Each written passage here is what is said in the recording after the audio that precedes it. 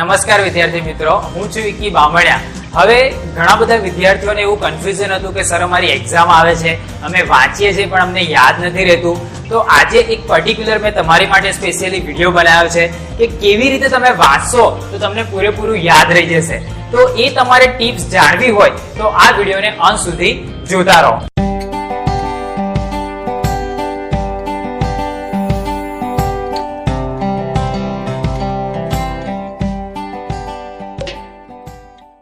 હવે અહીંયા મેં તમને ટોટલ 6 ટિપ્સ આપીશ, એક પછી એક તમે ધ્યાનથી જોઈ લેજો અને એવું હોય તો કોઈક જગ્યાએ લખી લેજો।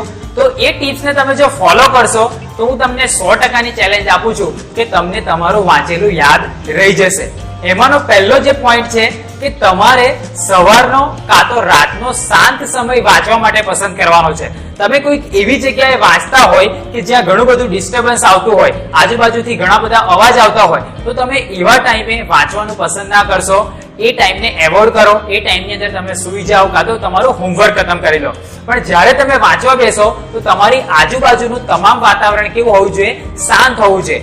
એની માટે તમે કાં તો સવારનો વહેલો સમય પસંદ કરો કાં તો રાત્રે મોડા પસંદ કરો। હવે ટીપ નંબર 2 કે તમે જ્યારે બી વાંચવા બેસો ત્યારે તમારે એક પ્રશ્નને 3 જ વાર વાંચવાનો છે। તમે 3 થી વધુ વાર તમે એને વાંચશો તો તમારું મગજ કન્ફ્યુઝ થશે અને તમને એવું ને એવું બીક લાગ્યા કરશે કે આ મને યાદ નથી રહ્યું, યાદ નથી રહ્યું, યાદ નથી રહ્યું।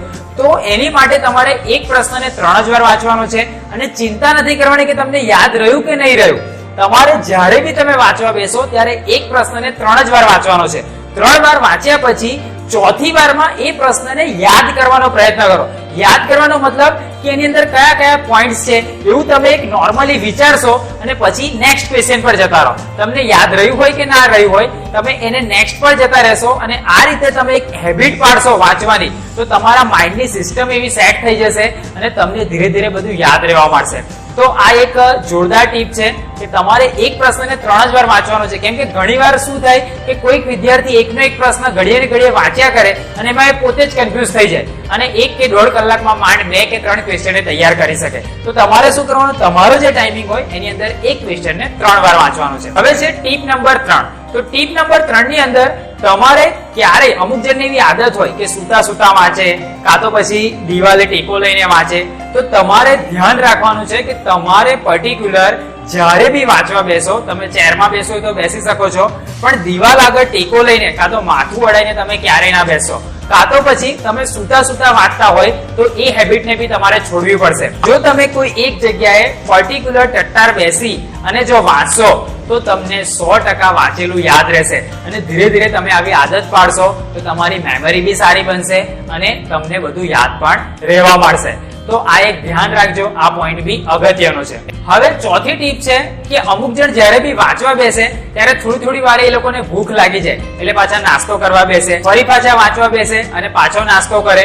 તો તમારે એક વસ્તુ મગજમાં ક્લિયર રાખવાની છે, તમે જ્યારે બી વાંચવા બેસો તમને કઈ બી એવું લાગે કે મને ભૂખ લાગી છે તો તમારે લીંબુ શરબત કાં તો રસના પીવાની। એ સિવાય તમે કોઈ બી ખાવાનું ના ખાશો, કેમ કે તમે ખાવા ખાશો તો તમારા મગજની અંદર જ્યારે બી પાચનની પ્રક્રિયા શરૂ થાય તો મગજને થાક લાગે અને મગજને એવું થાય કે હું સૂઈ જાઉં, આરામ કરું। તમારે ખાલી લીંબુ શરબત કે રસના જ લેવાની છે વચ્ચે જ્યારે બી તમને ભૂખ જેવું લાગે ત્યારે। જો તમે આને બી ફોલો કરશો મતલબ કે જ્યારે બી તમે વાંચવા બેસો એ સમય દરમિયાન ક્યારેય ખાવાનું ના ખાશો। જો તમે ખાશો તો પછી તમારા મગજને થાક લાગશે અને તમને ઘેન ચડશે અને જેના લીધે તમારું વાંચવામાં મન નહીં લાગે।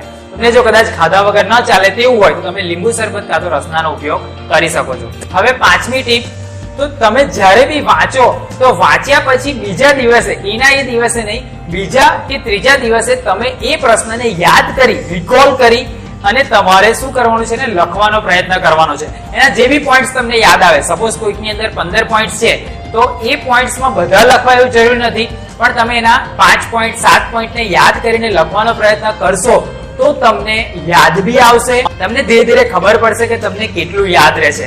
તો આ એક હેબિટ તમે બનાવશો, તમારા જે બી ક્વેશ્ચનના આન્સર હશે એ ધીરે ધીરે પરફેક્ટલી લખાતા જશે અને તમને એક સારો અનુભવ થશે। કેમ કે આપણી જે પદ્ધતિ છે પરીક્ષા પદ્ધતિ એની અંદર લખવાના માર્ક મળે છે, ખાલી યાદ રાખવાના નથી મળતા। તો લખવાની હેબિટ તો તમારે પાડવી જ પડશે। હવે 6થો પોઈન્ટ છે કે તમારી એકાગ્રતા વધે એ માટેના તમારે યોગાસનો કાં તો પછી તમને કોઈ એવી ગેમ આવડતી હોય ચેસ જેવી, તો એ તમારી એકાગ્રતા વધારશે. તો એવી ગેમને તમે રમવાની આદત પાડો. રોજે રમવાની જરૂર નથી, પણ અઠવાડિયે એકાદ વાર એને રમવાની આદત પાડશો તો તમારું એક મેમરી શાર્પ થશે અને તમને યાદ રહેતું થશે.